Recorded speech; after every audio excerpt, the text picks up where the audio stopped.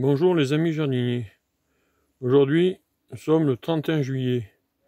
Je vais vous faire voir l'évolution des tomates sous serre et tout à l'heure, les tomates sur cajot. Là-haut, elles sont pleines de cagnasses et malgré température de jusqu'à 41 degrés, juste un petit arrosage par semaine, à peu près 5 litres d'eau par pied, ça se porte pas mal. Ici, dans la serre, comme vous pouvez voir, ça explose de partout. Elles sont arrivées au vol d'ombrage. Jusqu'à maintenant, je les ai laissées à peu près sur une seule branche. Mais à partir du mois d'août, je ne fais plus aucun taillage. Et il n'y a aucun engrais. Uniquement du purin de toutes herbes et du purin qu'on soude. Si vous pouvez voir, grâce à ça, on peut quand même avoir de très bons résultats. Donc, voilà, ça. Je les arrose une fois par semaine, à environ 10 à 15 litres d'eau au mètre carré.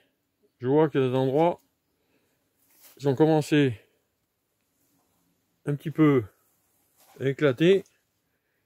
Donc c'est le moment de... faut quand même pas trop en mettre de l'eau. Faut en mettre, mais... parce que dans la journée ici, il fait jusqu'à 45 voire 50 degrés, même avec les portes ouvertes.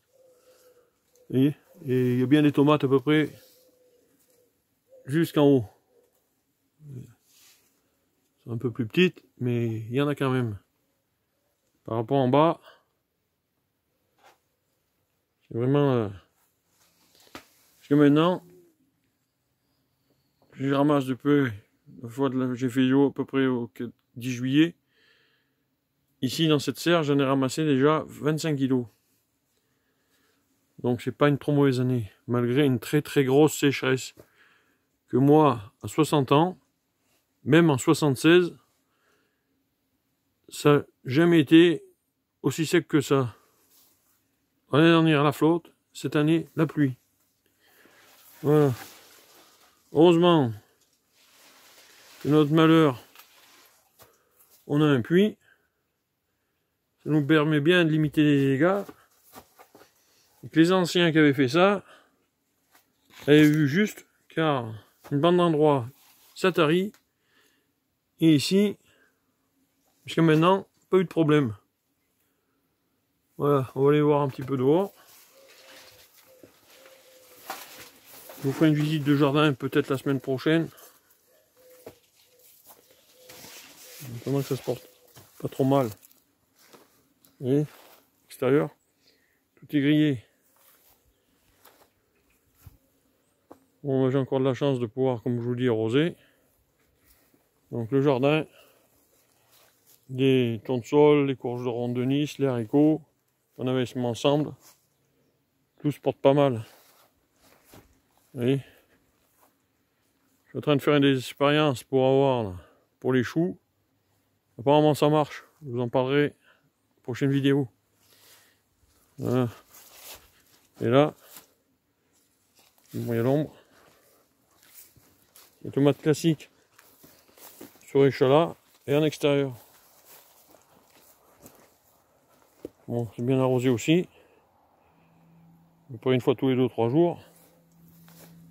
Je les ai mis un petit peu plus en retard. C'est quand même pas la même évolution que dans la serre. Voilà. C'est les tomates qu'on m'avait données. Donc, je vais pas regarder ce que c'était, mais celle-là, on n'est pas prêt d'en manger encore. Je vais avoir des romas, elle est ronde là, genre les grosses, je sais pas ce que c'est. Voilà.